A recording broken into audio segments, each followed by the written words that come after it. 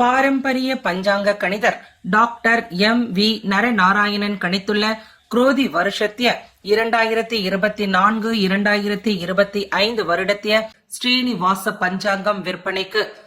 அனைத்து சுப விஷயங்களுக்கான சுப முகூர்த்த நாட்கள், ஒவ்வொரு ராசிக்குரிய சந்திராஷ்டமங்கள், பண்டிகைகள், விரத நாட்கள், சகுனங்கள், எண் கணிதம், துல்லியமான இயற்கை நிகழ்வுகள் அடங்கியுள்ள இந்த பஞ்சாங்கம் ஒவ்வொருவர் வீட்டிலும் அவசியம் இருக்க வேண்டிய ஒன்று. கொரியர் செலவு உட்பட விலை ரூபாய் 250. தெளிவான முகவரியுடன் ஜிபே மூலமாக பணம் செலுத்தி பெற்றுக் கொள்ளவும். வணக்கம். துணை சப்ஸ்கிரைபர்களையும் எல்லா அன்பு உள்ளங்களையும் எனது நண்பர்களையும் வருக வருக என வரவேற்பதில் பெருமகிழ்ச்சி கொள்கிறேன். இறைவணக்கத்தை கூறி இந்த வீடியோவை தொடங்குவோம். வக்ரதுண்ட மகாகாய சூரிய கோடி சமப்பிரபக அவிக்னம் குருமே தேவ சர்வகாரியேஷு சர்வதா.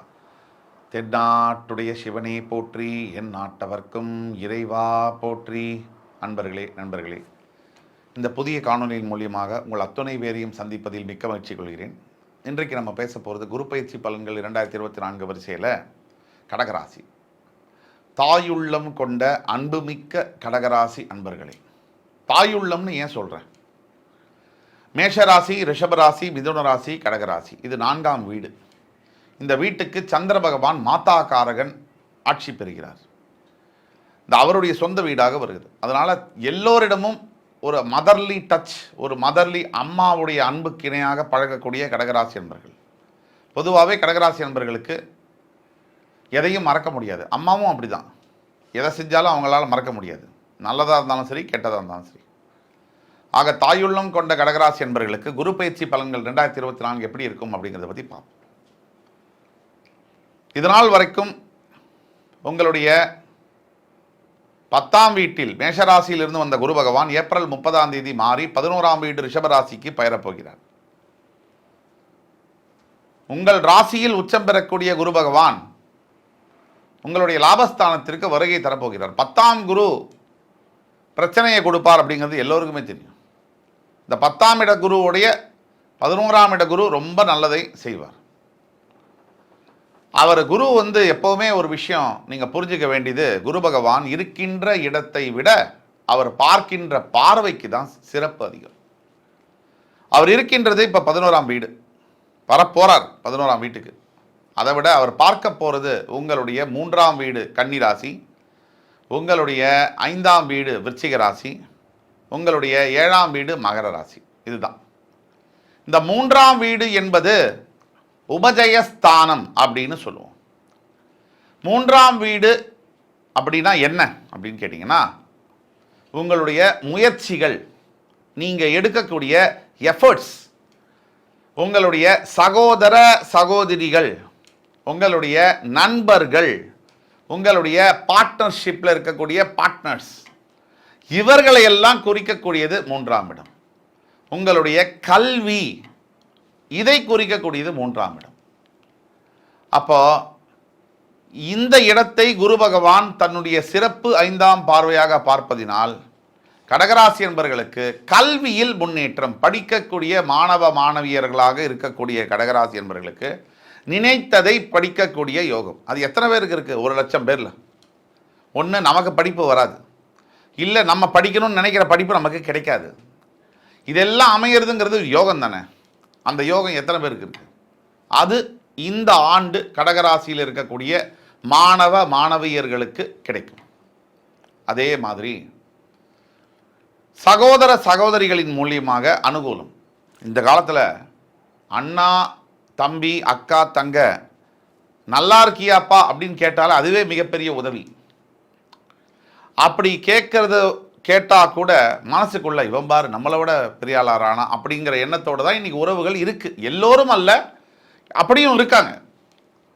ஆக இந்த மாதிரியான நிலைமை மாறி தன்னுடைய தம்பி, தன்னுடைய அண்ணா, தான் ரத்தம், தான் சதை அப்படின்னு நினச்சி நல்லதை செய்யக்கூடிய, உதவிகளை செய்யக்கூடிய, ஒரு நல்ல வேலையை வாங்கி தரக்கூடிய, நல்ல ஒரு கன்ஸ்ட்ரக்ஷன் பண்ணுறீங்க, வீடு கட்டுறீங்கன்னா அதுக்கு உதவக்கூடிய, இது மிகப்பெரிய அளவில் பக்கத்துணையாக இருக்கக்கூடிய.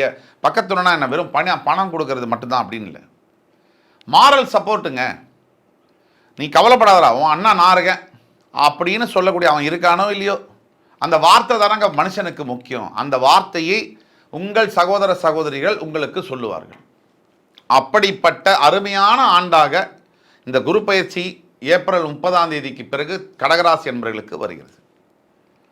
அடுத்தபடியாக நண்பேண்டா டாபிக்கு வருவோம்.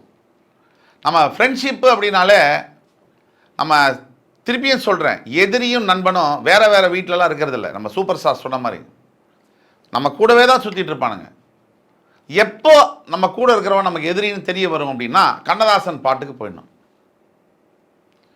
அதாவது செந்தணலும் நீர் போல் தெரியும் நண்பனும் பகைவரும் நட்பு போல் தெரியும், அது எப்போ காலம் வரும்போது தான் அதை உணரும் அப்படிங்கிற பாடல் வரிகளுக்கு ஏற்ப பகைவன் நம்ம கூடவே தான் இருப்பான். அவர் சொன்னது தான் நான் திருப்பியும் சொல்கிறேன்னு நினைக்காதீங்க, சிரிச்சுக்கிட்டே இருப்பான்.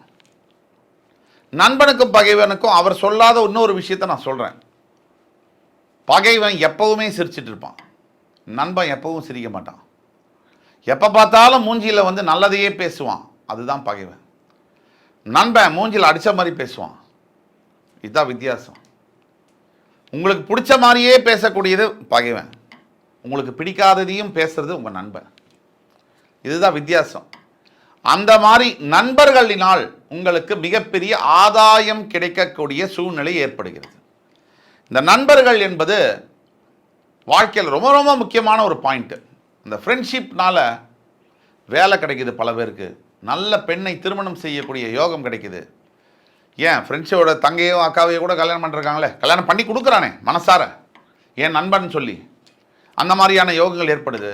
அதே மாதிரி அந்த மாதிரி கல்யாணம் பண்ணி கொடுத்த நண்பர்களை பல ஆண்டுகளுக்கு அப்புறம் ஏன்டா நீ தாண்டா எனக்கு முதல் எனிமின்னு ஃபீல் பண்ணுற அளவுக்கு அந்த கல்யாண வாழ்க்கையும் இருக்குது, அது வேறு விஷயம். பட் கல்யாணம் பண்ணி கொடுக்குறாங்க. அதே மாதிரி ஒரு பெரிய பணக்கார அளவில் இருக்கக்கூடிய நண்பன் ஒரு ஏழை நண்பனை எடுத்து அவன் வாழ்க்கையவே மாத்திரானா இல்லையா, நடக்குது இன்றைய அளவிலும். அப்போ நண்பர்கள்னால அனுகூலம். பார்ட்னர்ஷிப், சரியான ஒரு பார்ட்னர் இல்லைன்னு சொன்னால் பிஸ்னஸில் நீங்கள் எவ்வளவுதான் முயற்சி எவ்வளவுதான் திறமை இருந்தாலும் அந்த பிஸ்னஸ் அடியோடு போயிடும். அந்த மாதிரி நல்ல பார்ட்னர்ஸ் அமையக்கூடிய வேலைகள் இதையெல்லாம் தரக்கூடிய நீங்கள் எடுக்கக்கூடிய முயற்சிகள் அத்தனையும் திருவினையாகக்கூடிய வாய்ப்பு. முயற்சி திருவினையாக்கும் என்ற வாக்கிற்கிணங்க. இது எல்லாத்துக்கும் மேலே உங்களுக்கு வாழ்க்கையில் உபஜயஸ்தானம்னா எஃபர்ட்ஸ் நீங்கள் போடுவீங்க. எஃபர்ட்ஸ் நீங்கள் போடும்போது அந்த எஃபர்ட்ஸுக்கு ரிசல்ட் உடனே கிடைக்கும். அடுத்தபடியாக உங்களுடைய 5ஆம் வீடு என்று சொல்லக்கூடிய விருச்சிக ராசிக்கு அவருடைய சமசப்தம பார்வை விழுவதனால் நிறைய வருஷமாக பசங்க இல்லைன்னு சொன்னால் அந்த வீடே ஒரு சுடுகாடு மாதிரி தான். அதாவது நீங்கள் பாருங்கள், காசு பணம் பதவி இதெல்லாம் கொடுக்க முடியாத, இதால் வாங்க முடியாத பல விஷயங்கள் இன்னமும் உலகத்தில் இருக்குது.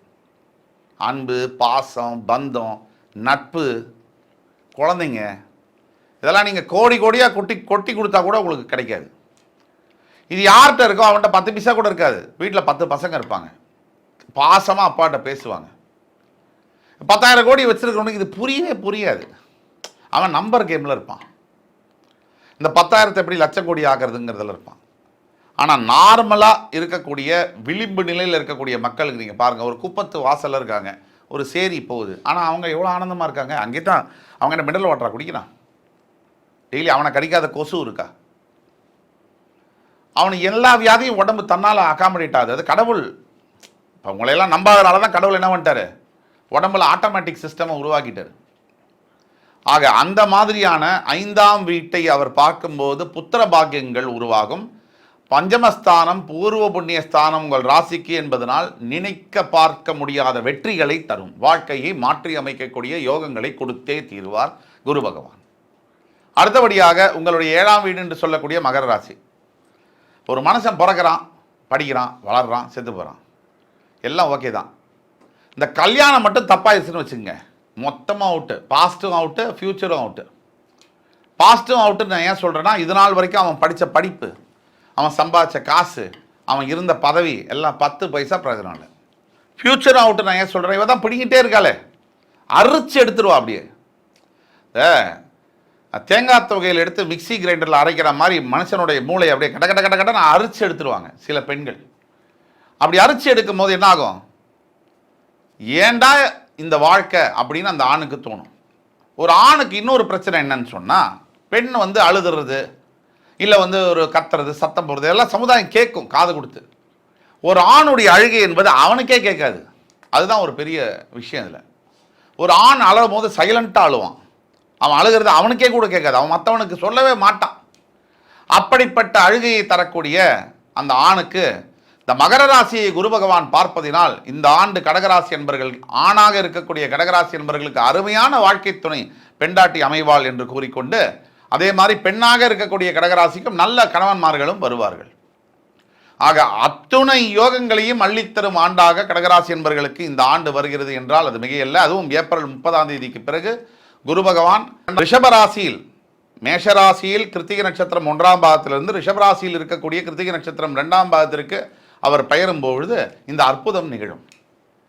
ஆக ஏப்ரல் 30ஆம் தேதிக்கு பிறகு கடகராசி என்பவர்களுக்கு மிகப்பெரிய அதிசயங்கள் காத்திருக்கிறது என்று கூறி, அடுத்து வரும் காணொலியில் என் அன்புமிக்க கடகராசி அன்பர்களே, உங்கள் எல்லோரையும் சந்திக்கும் வரை உங்களிடமிருந்து விடைபெறுவது உங்கள் சுபாஷ் பாலகிருஷ்ணன். நன்றி, வணக்கம், வாழ்க வளமுடன்.